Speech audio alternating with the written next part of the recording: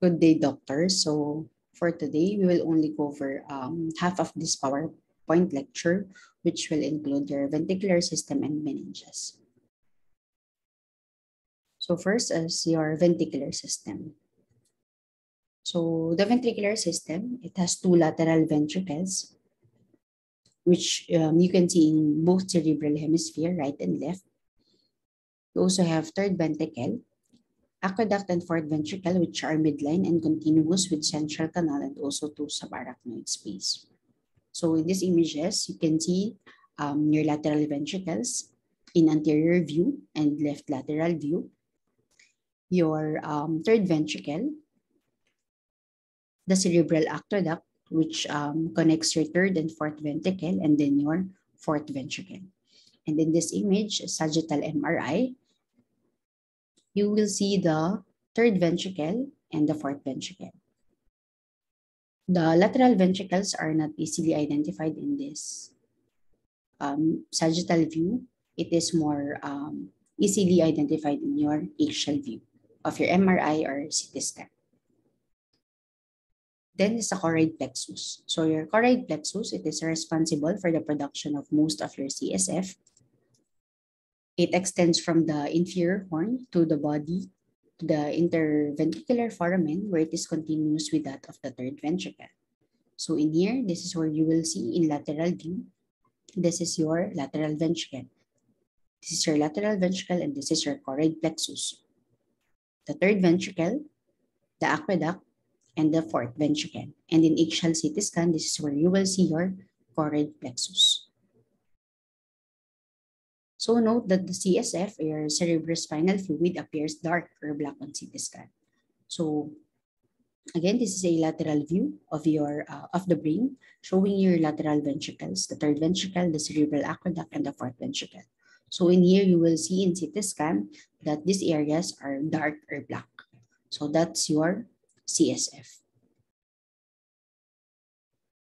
For your lateral ventricle, we have anterior or the frontal horn of your lateral ventricle in here. It extends into the frontal lobe. Okay, so it is located in your frontal lobe. The roof and anterior extremity are formed by the corpus callosum, its rostrum and genu. The head of the caudate nucleus makes a prominent impression in the floor and lateral wall of the anterior horn. So this is where you will see your caudate nucleus in the lateral of your anterior or frontal horn of the lateral ventricle. The medial wall is formed by your septum pellucidum in here, and it has no choroid plexus. So next is the body of the lateral ventricle. So it is located within the parietal lobe. So this is the body of your lateral ventricle, which is located in the parietal lobe.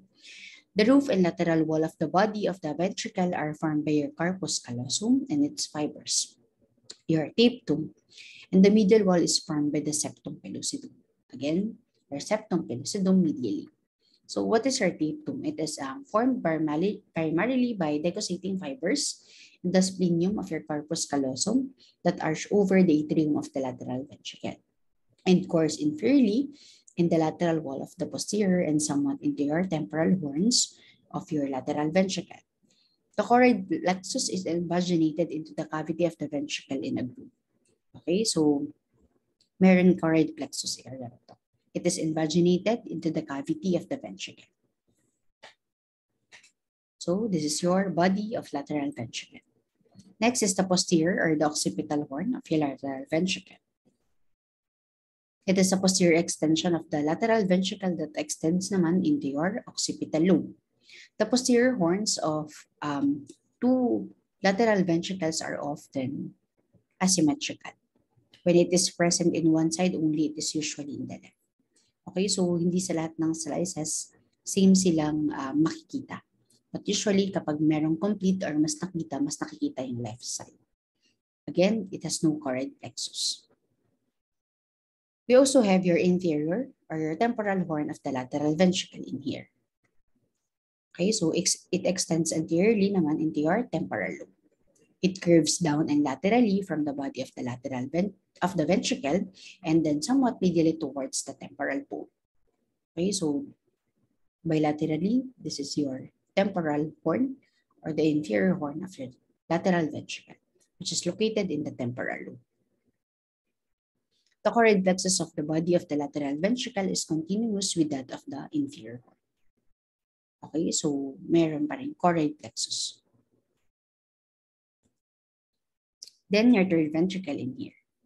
So it is a slit-like space between the thalami. So bilaterally and dyan, your thalamus. Its width is between 2 and 10 millimeter and it increases with age. Its lateral walls are formed by the thalami, again, yung lateral area niya, and are limited inferiorly by the subthalamic or hypothalamic groove. The next is the fourth ventricle. So the floor of the fourth ventricle, so in here, it is a diamond shaped and it is formed by the posterior surface of the pons and of the upper part of the medulla. There are 3 openings, 1 median and 2 lateral. So the median aperture or the foramen of Magendie is a large opening in the inferior medullary velum beneath the cerebellum, which communicates with your cisterna magna. Then the lateral aperture is the foramen of Luschka, which are at the apex of these recesses and open anteriorly just behind the 8th cranial nerve into the pontine cistern. So your CSF appearance on MRI varies depending on the MRI sequence. So this one, eggshell views of your MRI. First image, your T1, showing you that the CSF appears dark or hypo-intense. In T2, the CSF is hyper-intense or white. In gradient echo, it also appears white. And in FLAIR, it appears dark. So note the appearance of the CSF per MRI sequence. Another example, T1 and T2 weighted MRI. In T1, your CSF appears black. And in T2, it appears white. So everything na nakikita natin na area ng hyperintense, that's your area of your CSF. Mayroong CSF containing spaces yan. Then in ultrasound, your CSF, because it is fluid, it appears anechoic. Sobrang black ng CSF sa ultrasound. So here, in the sagittal view, this is your lateral ventricle. Makikita natin may anechoic structure, anechoic component, that's your CSF. And in the third ventricle also, down to the fourth ventricle. And in coronal view naman, this is the lateral ventricle, the right and left, then your third ventricle, the area of the septum pellucidum, which also contain your CSF. Then for the CSF flow, the CSF is produced by the choroid plexuses of all ventricles, but principally by that of the lateral ventricle. So it flows through the interventricular foramina to your third ventricle, and then through the cerebral aqueduct to the fourth ventricle, and from the ventricular system via the midline aperture into the cisterna magna, and via the lateral apertures into your pontine cisterns. So your CSF, it has a total volume of 150 ml, and the 25 ml of which is within and around your spinal cord. It is produced at 0.4 ml per minute, independent of the CSF pressure. So if there is a presence of hydrocephalus, we can see that there is dilatation of your ventricles, the anterior horn, the third ventricle, the posterior horn of your lateral ventricles are dilated. There is rounding of the ventricles, which we know that this is not normal. This is not a normal appearance of your ventricles. So this one, there is hydrocephalus in this patient.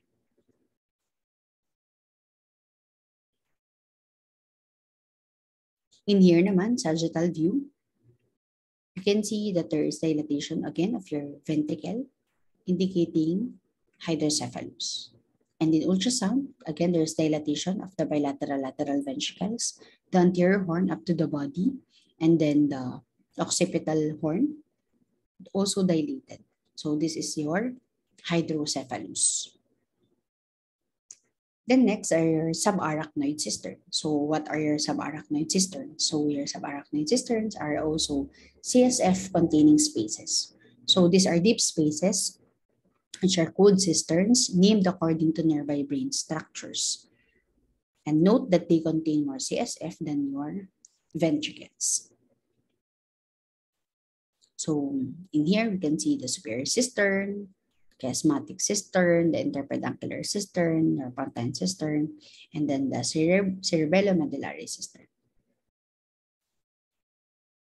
First is your quadrigeminal cistern. Your quadrigeminal cistern, I know you're familiar with this one because we already discussed this in the first topic for finance, for the introduction, and it includes in the essential CT slices, no, your quadrigeminal cistern or symmetric smile. It is posterior to the quadrigeminal plate of the midbrain. It lies between the splenium above and the vermis below, and it is limited posteriorly by your tentorium and falx. Then it is also called the cistern of the great vein.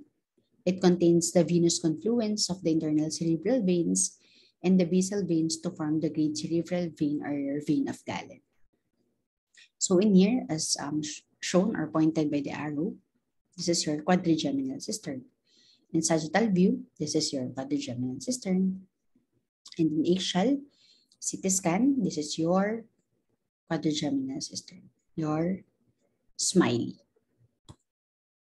Then next is the suprasellar cistern naman. Your suprasellar cistern is located above your pituitary fossa. So this is your pituitary fossa and this is your suprasellar cistern. It lies between the anterior part of the floor of the third ventricle above and diaphragmatic sella below. It is continuous posteriorly with the interpeduncular cistern. So in sagittal view, again, this is your suprasellar cistern. This is where you see the suprasellar cistern. And in axial view, in more detailed view of your suprasellar cistern in axial, this is your pentagon or the Jewish star. Okay, so if you, in your exam, if you will see this pentagon or Jewish star, that's your suprasellar cistern. So what are the 5 corners or the borders, important borders of your suprasellar cistern? Our pentagon Jewish star. So anteriorly, we have your interhemispheric fissure. Then laterally, your Sylvian cisterns in here. So this one is the interhemispheric fissure, your Sylvian cisterns, the ambient cistern in here, and your interpeduncular fossa. So these are the 5 corners of your suprasellar cistern or pentagon Jewish star. So, and these are all important structures. Next is the pontine cistern. So your pontine cistern, it lies between the pons and the clivus, and it is continuous below with the cisterna magna and above with the interpeduncular cistern. And note that it contains your basilar artery. So in here, in lateral or sagittal view, this is your pontine cistern. And in axial view of the CT scan, this is where you will see the basilar artery, and this is your pontine cistern. Next is the interpeduncular cistern. Your interpeduncular cistern naman, it lies between the cerebral peduncles of the midbrain. So in here, mas makikita natin siya in axial view, and the dorsum celli. So it contains the posterior part of the arterial circle of Willis. So sa interpeduncular cistern, andyan na yung posterior part ng circle of Willis. Then the ambient cistern. Yung ambient cistern naman, it extends around both sides of the midbrain between the interpeduncular cistern anteriorly and the quadrigeminal cistern posteriorly. So in here, this is your ambient cistern. Okay, both sides ng midbrain.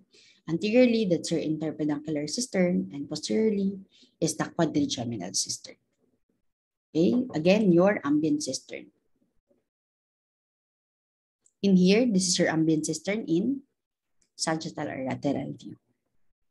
Okay, so hindi lang masyadong ma-appreciate kasi mayroong mga dinagdag na drawings, but this is where your ambient cistern is located. It is located again on both sides of the midbrain. So this one, this is your, again, as a review, nakita natin yung basilar artery. So this is your pontine cistern. Okay? And then, that's your basilar artery. And then your fourth ventricle. So your fourth ventricle in here, in eggshell MRI view. Another eggshell MRI view where you will see the suprasellar cistern. Okay, so the pentagon. That's your suprasellar cistern. The next is the temporal horn of your lateral ventricle in here. And then, yung slit light na sinabi natin kanina, your third ventricle.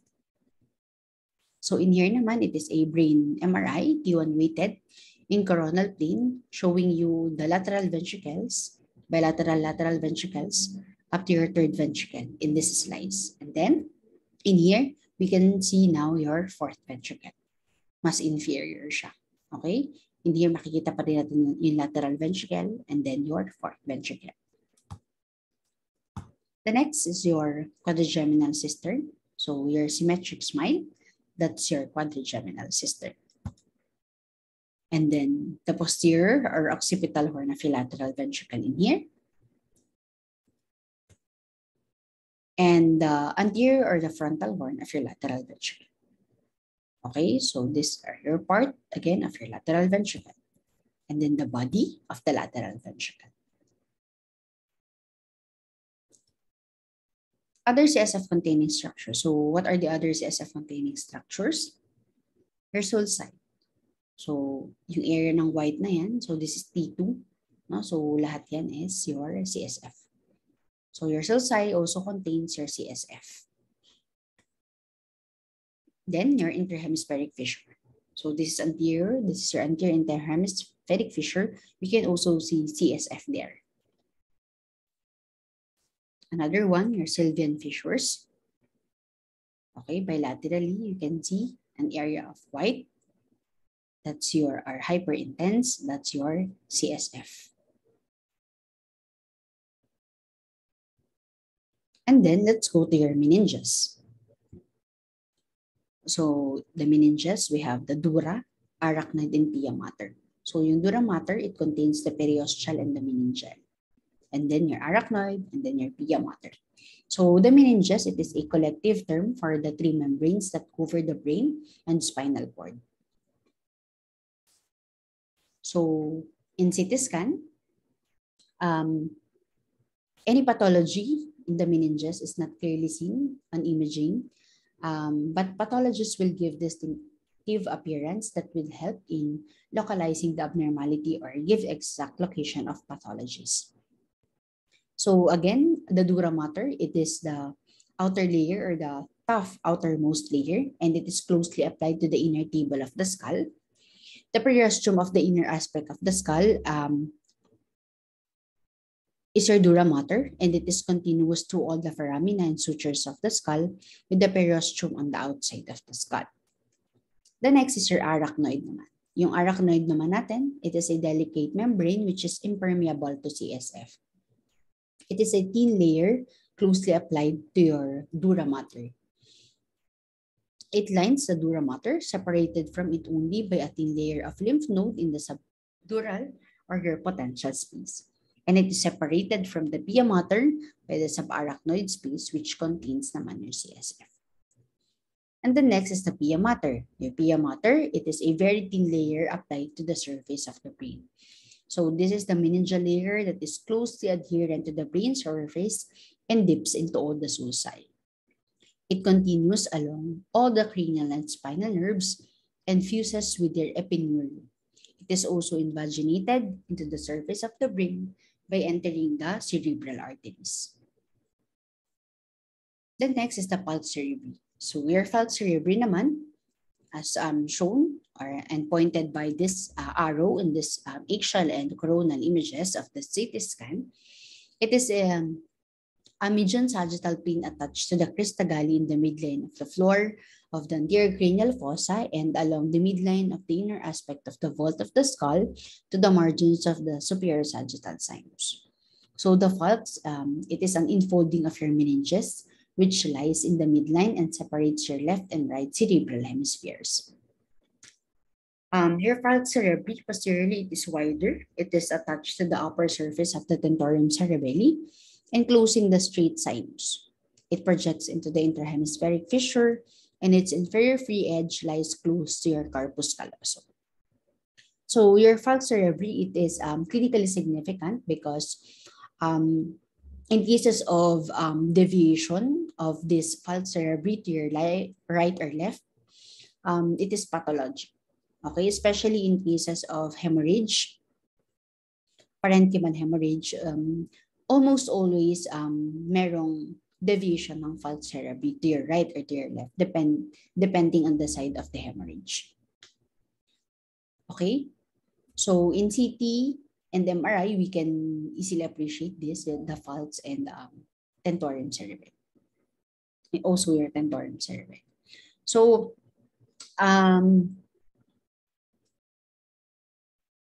one of the most common intracranial tumor that arise from the meninges is your meningioma. So your meningioma, they are benign intracranial tumor, but they arise in any part of your meninges, including this falx and tentorium cerebelli. So in here, your tentorium cerebelli, it is a horizontal septum of dura mater that separates the occipital lobes from the superior surface of your cerebellum. So in here, that's your tentorium cerebelli. In here, this is your tentorium cerebelli. And in here, this is your tentorium cerebelli. Its outer attached border arises from each posterior clinoid process and is attached along the upper border of the petrous bones, enclosing the superior petrosal sinus on each side. The tentorium is attached to the occipital bone along the margins of the transverse sinuses to your internal occipital protuberance.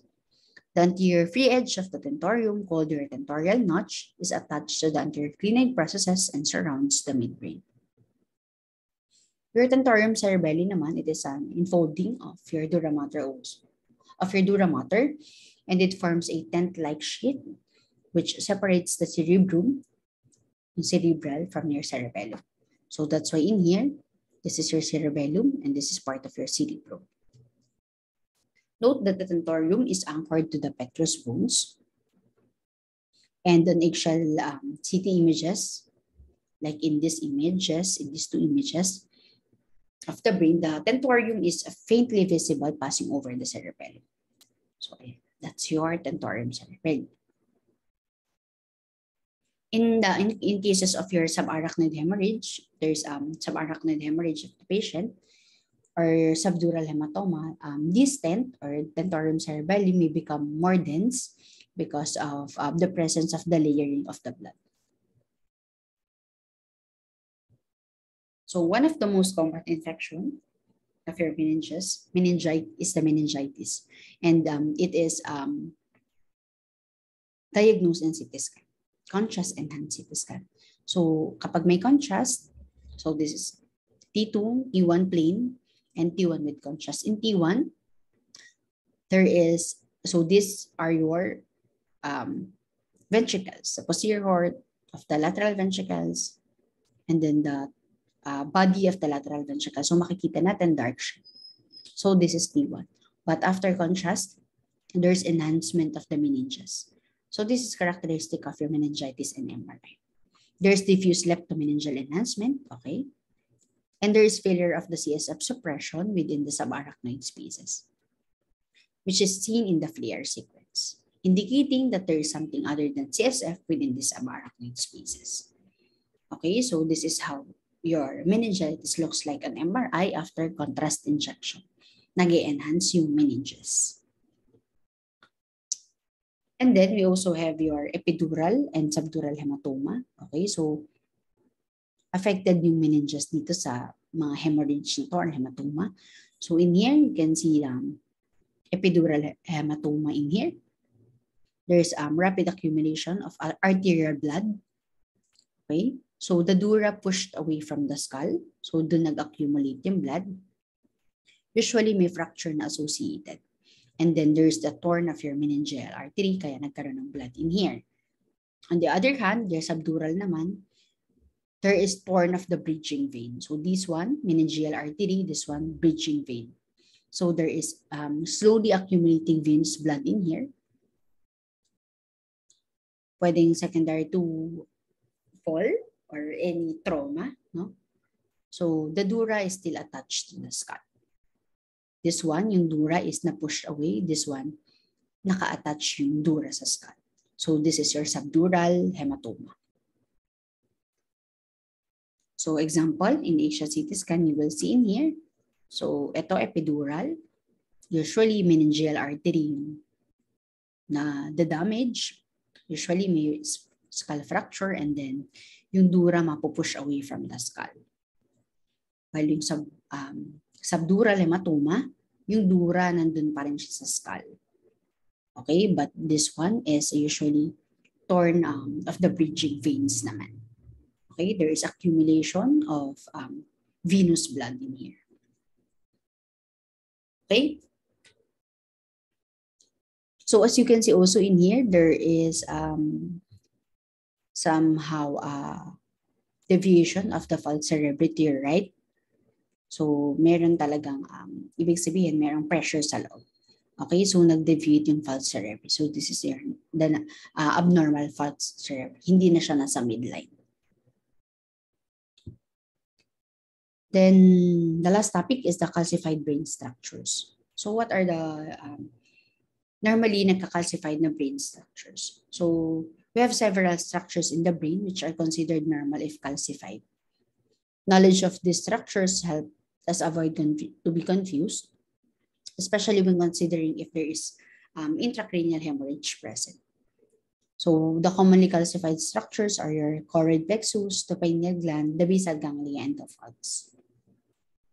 Okay, so first is your choroid plexus. So usually makikita natin sa adult CT scan, no?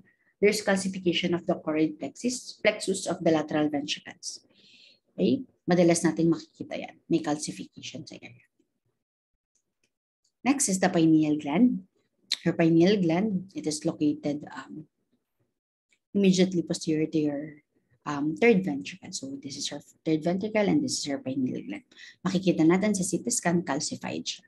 It is very commonly partly or fully calcified in adults.